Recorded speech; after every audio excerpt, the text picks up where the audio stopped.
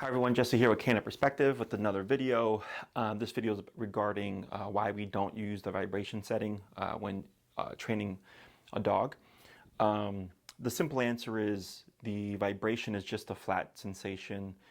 There is no different settings for it or anything like that. It's simply much like your cell phone vibration. And for some dogs, it can be very jarring and they'll panic or they'll freak out more than they would with the stim.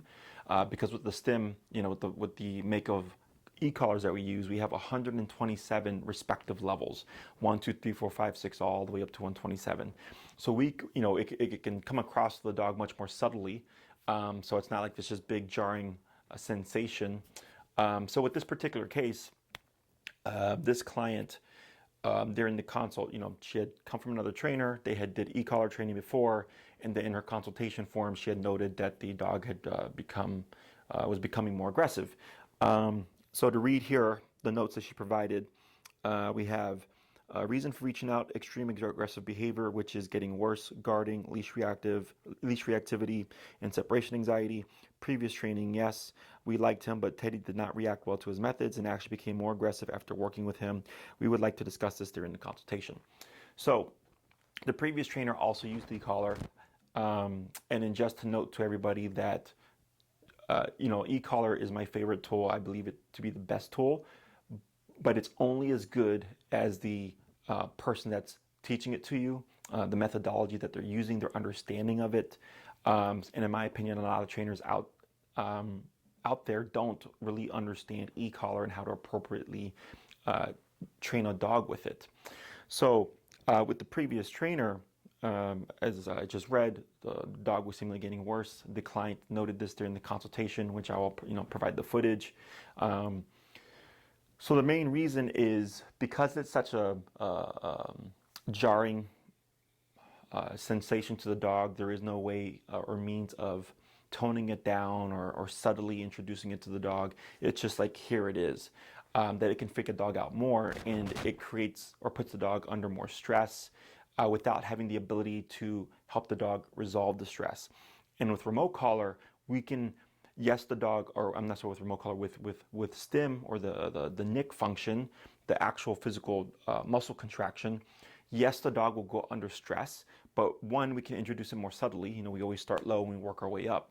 But then also, if the dog goes under stress, panics, becomes nervous, becomes fearful or anxious or what have you, we can use the pressure to push the dog through it and bring them to the other side, which then would resolve the stim that they're feeling, so to give them an understanding of if they do certain things in response to the collar, it will turn it off. And this is what helps them build confidence. This is what helps them be able to tolerate more stressful things, because they're understanding, like, okay, this thing happens, but there's an answer to resolve it, which then helps them understand things a bit more clearly. So this client did move forward with training, and I also have footage of her commentary at the beginning of the second class. We only had one class. So her concern was, the vibration, the e-collar training, blah, blah, blah, made my dog worse with the previous trainer, and obviously not having to repeat that again.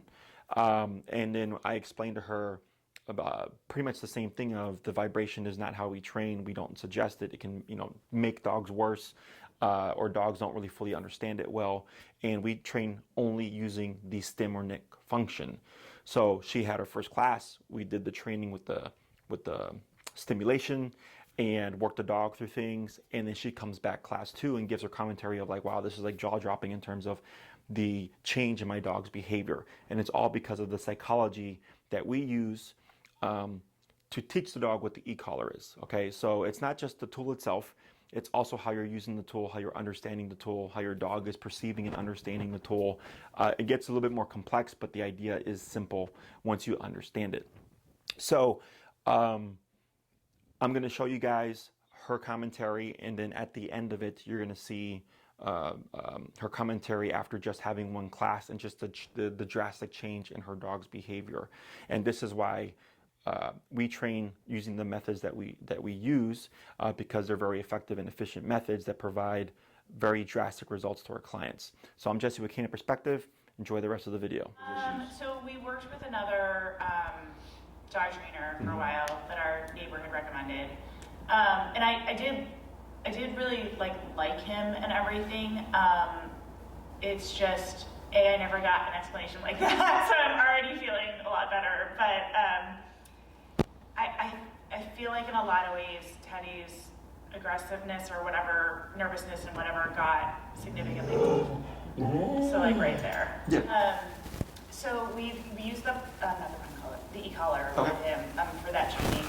And I don't know, like even as you're saying, I'm like, oh, maybe this is part of why he reacted the way he did to that. Like he is so sensitive. He was so sensitive to it that it almost didn't, I mean, it basically like, I'm trying to think about how to put this. Like we would have it on the vibrate session or, you know, setting yeah. and we'd correct, like use the correct as we were instructed by Bob, the trainer.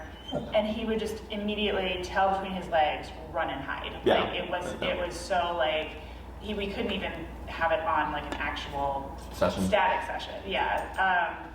So a lot of what we did with him was, it didn't really like address, like as you said, like the nervousness or you know the kind of underlying stuff. It was more obedience training, using a collar or a lot of some of these methods like the pulling up and stuff like that, but different from even what we're doing right now.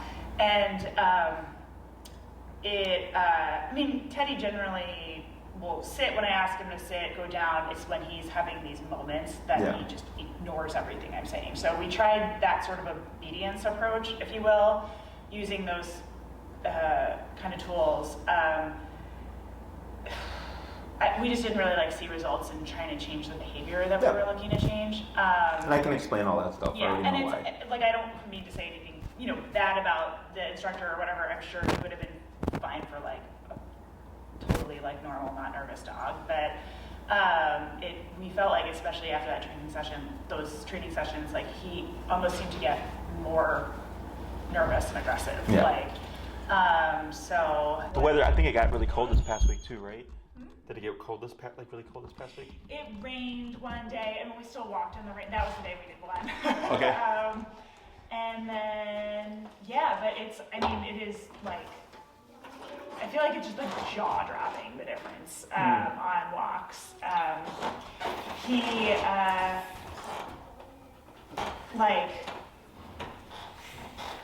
didn't react to a dog across the street. It was our very first walk, there was just a regular dog that walked by on the other side of the street. He didn't react at all, didn't even look at it. Okay.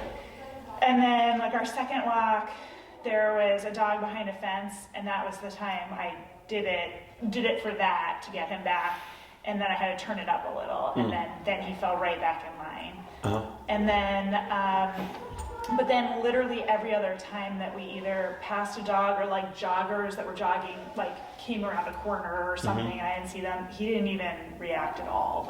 And those are typical triggers from before? Yeah, pretty much anything set him off.